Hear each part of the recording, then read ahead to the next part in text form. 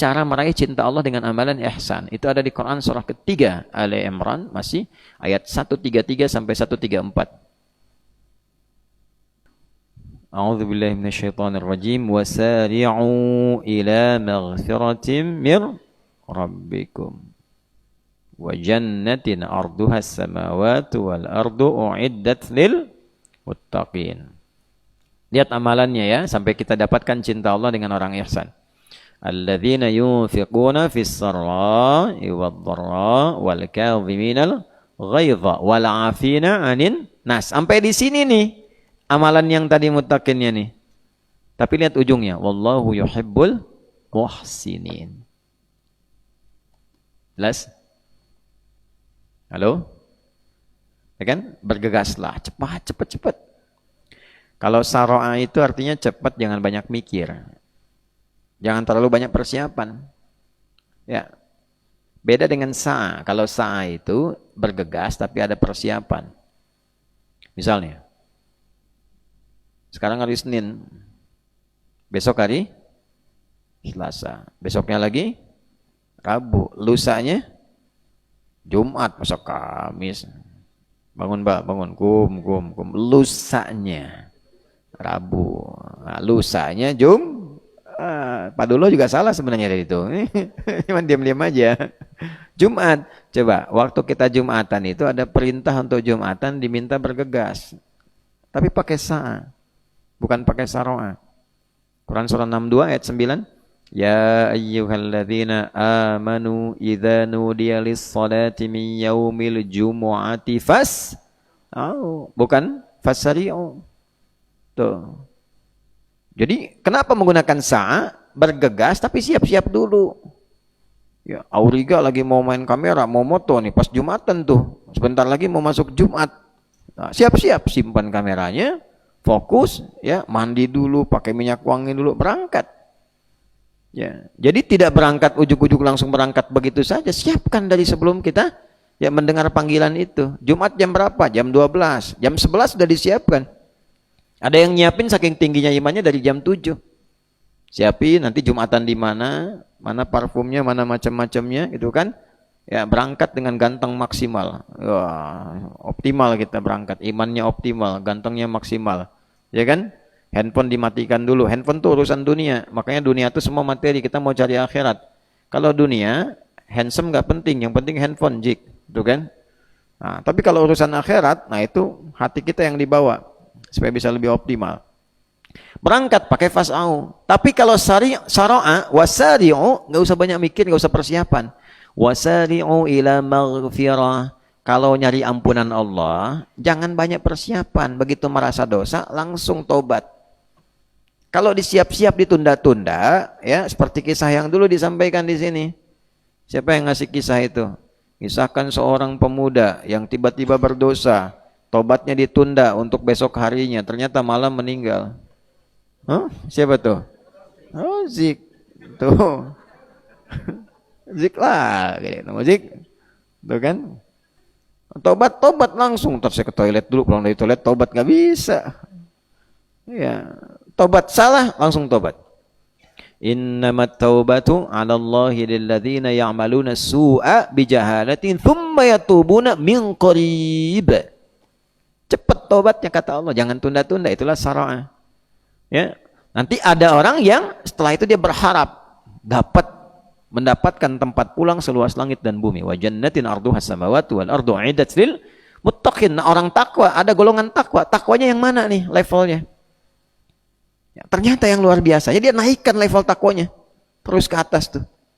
Dari mulai latihan berbagi, alladzina yunfiquna fis sarra wad dharra. Kan berbagi itu melapangkan hati, makanya pulangnya dikasih tempat seluas lapangan. Wal kadhiminal ghaidha, nahan marah. Nahan marah itu meluaskan hati, bukan menyempitkan. Itu marah tandanya sempit apa? Hati. Diluaskan.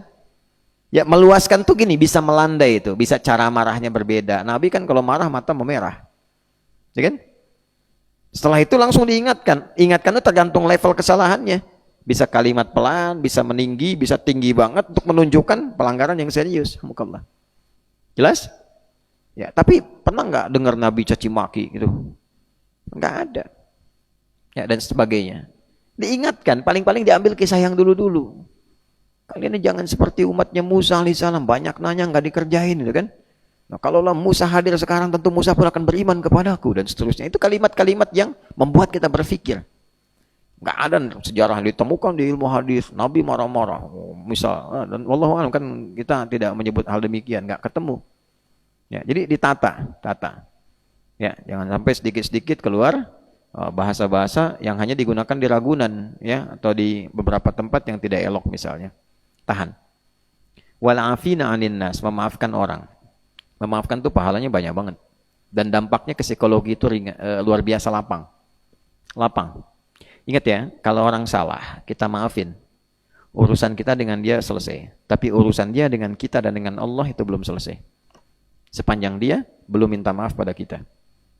Sampai akhirat kita nggak punya urusan sama dia. Tapi dia punya urusan dengan Allah pada dosa-dosa yang dia lakukan terhadap kita saat di dunia. Ya, misal nih, ada orang fitnah Anda maafin aja. Ya, yang bisa dipelajari cara memaafkan elegan tuh diantaranya Imam Syafi'i.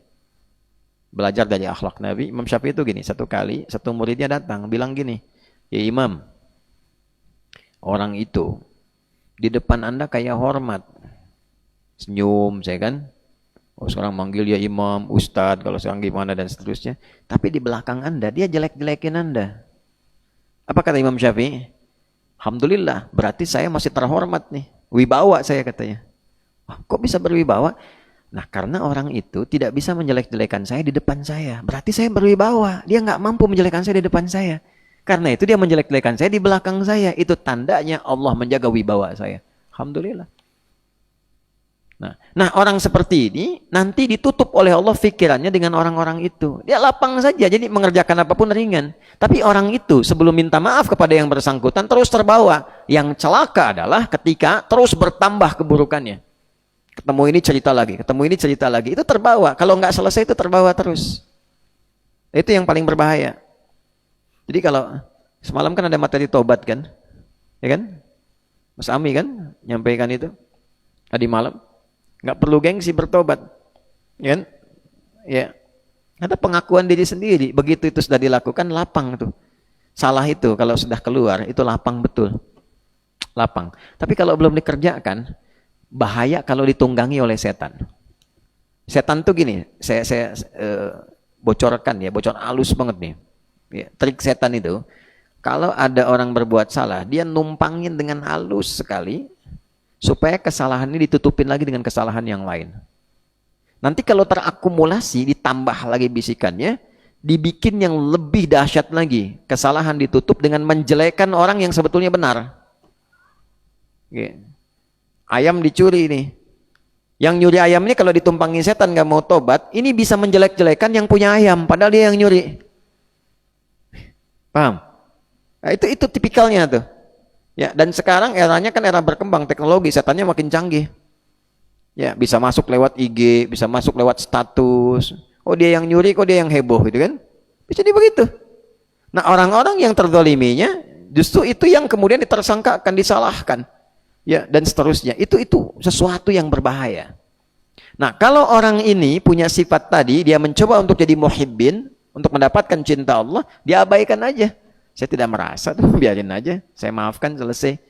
Maksudnya apa? Dengan saya urusannya selesai. Tapi dia dengan Allah itu tidak mudah. Makanya kalau ada kesalahan, paling gampang akui, minta maaf, selesai. Terus kalau Allah sudah tutup, jangan dibuka. Jangan dibuka. Dak tuh. Ya, kalau sudah Allah tutup, jangan bikin status. Sebab gini nanti, kalau nanti dimaafkan dan dia minta maaf, tapi nggak bisa meralat kepada yang lain, itulah jebakan setan di situ yang paling bahaya. Jebakan setan itu bahaya. Nih, fulan dengan fulan. Ini masalah nih, ini fitnah misalnya ke sini. Ini yang fitnah kan kiri nih. Ini fitnah ke sini, kanan. Begitu difitnah, biasa kan puasa pengen kosong-kosong. Ya kan? Sebelum puasa, ini fitnahnya bikin status di media sosial misalnya. Yang bikin fitnah yang kena sial. Ya kan? Media sosial. Ya kan? Ini bikin status nih. Menyebar, yang lain ikutan fitnah. Begitu masuk puasa, ini sadar salah nih, misalkan. Tiba-tiba minta maaf, saya mohon maaf kemarin saya hilaf. Begini. Ini dimaafkan, tapi ini harus meralat pada yang lain bahwa ini salah. Nah, kadang-kadang yang ini selesai, yang ini nggak selesai. Karena setan masukin lagi, udah dimaafin kok, gitu kan? Tapi kan yang ini belum selesai. Bagaimana meralat puluhan, ratusan, ribuan orang yang sudah terkena dampak dari ini? Itulah bahayanya hoax. Ya.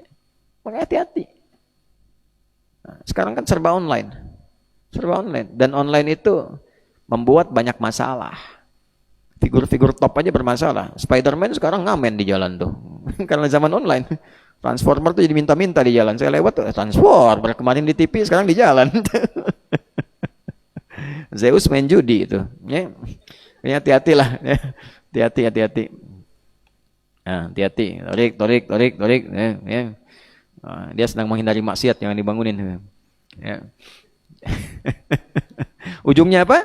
Wallahu yuhibbul muhsinin. Allah mencintai pelaku ihsan. Jadi didapatkan itu cinta Allah itu lewat sifat ihsan. Nah, ihsan itu dilatihnya lewat apa? Amalan tadi.